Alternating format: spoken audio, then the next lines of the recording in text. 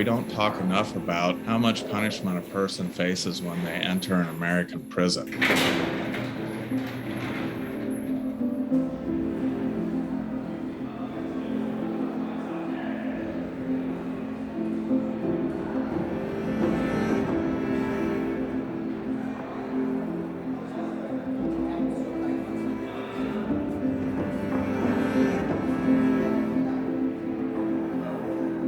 We do not need a system that incarcerates 2.2 million people. Oftentimes, the social cost of those long sentences are counterproductive to public safety and to justice. We shouldn't think about criminal punishment as only the moment that the punishment is being meted out. That punishment actually carries with a person throughout the rest of their lives. Americans knew how much punishment just 1 year of imprisonment is. I think they would understand that oftentimes our punishment is far too great. Every day in an American prison, the message implicitly and explicitly is, you are a piece of garbage. We've been conditioned to think that our harm is done, therefore we throw someone in a cage or in a prison, and then the harm has been healed. Healing cannot happen in a jail cell or in a prison cell in a 6 by 8 foot space. One of the hardest experiences to track is the exposure to trauma during a person's time in the criminal justice system. At the moment that you are charged with a crime and you enter into the jail system, that you're no longer a human being, and that anything that we do to you or things that we don't do for you is justified because you're less than a human being. What we have is an incredible disconnect that's been built over decades. Many people in the public thinking that there's an adequate access to care and quality of care for people who are incarcerated or detained. Those people are coming out with health problems they didn't have when they went in. So in state prisons and immigration detention, there are profound problems with mental health. At age 23, I took someone else's life, and that was a loved one. I spent the first 1.5 years in a mental health facility, and then the following 7.5 years in Michigan's only prison for women. You're forced to think about your humanity, but as you're thinking about it, you know that you don't have it anymore because you start to think, wow, I belong here. Prison is not set up to address the unique needs that women have. For example, feminine hygiene products not being readily available is something that we have to purchase and ask for. How dehumanizing is that? To have to ask sometimes a male officer for something that you need as a woman.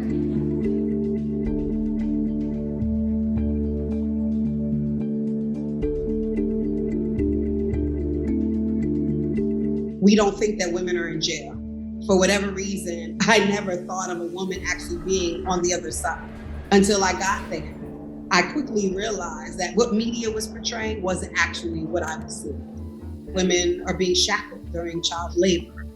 Why do we feel a need to have to shackle a woman during child labor? I don't think that a woman is going to run away while in the middle of labor.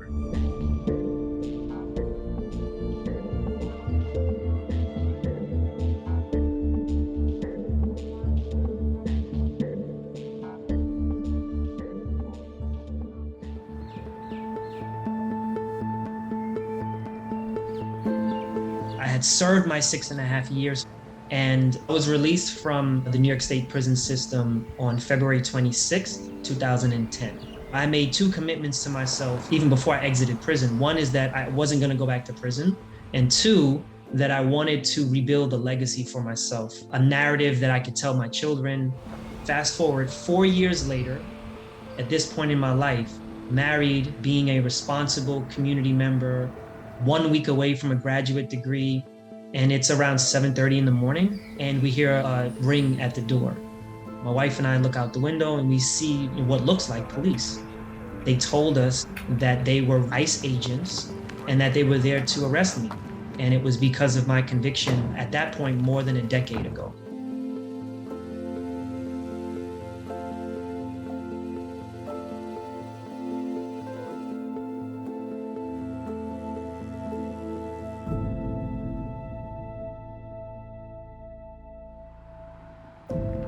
I felt compelled to get into criminal justice reform because of my own background.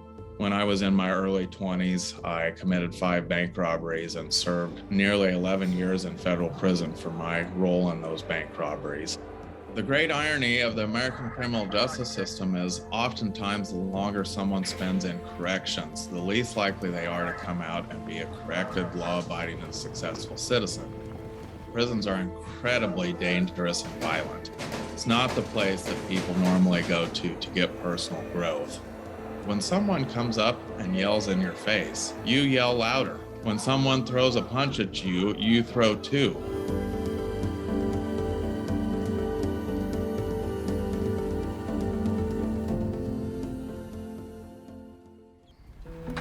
On October 9th of 2018, I left the prison and was met with a ton of barriers placed in front of me, such as housing. How was I going to rent an apartment if I didn't have a job?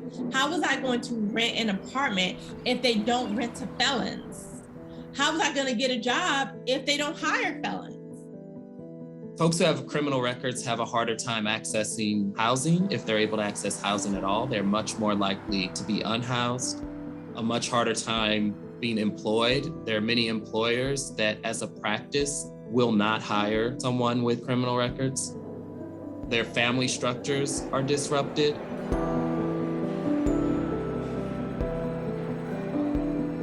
You can be legally discriminated against in public benefits, voting rights, and those collateral consequences, that level of punishment will stay with you forever. We often throw out the $35,000 a year figure, which is how much it costs a state or the federal government to house one person in prison for 1 year. But that's not the true cost, and it doesn't measure the social cost, the cost of missed income, but also missed earnings for a family if the person who's in prison is a parent or a spouse. There are hundreds of thousands of collateral consequences of a felony conviction. In order to address these issues of punitive excess, we have to develop an ability to talk about undoing mass incarceration and addressing inhumane conditions behind bars as part of the same set of principles. 1 out of every 2 Americans has been touched by incarceration in some way, maybe directly or indirectly.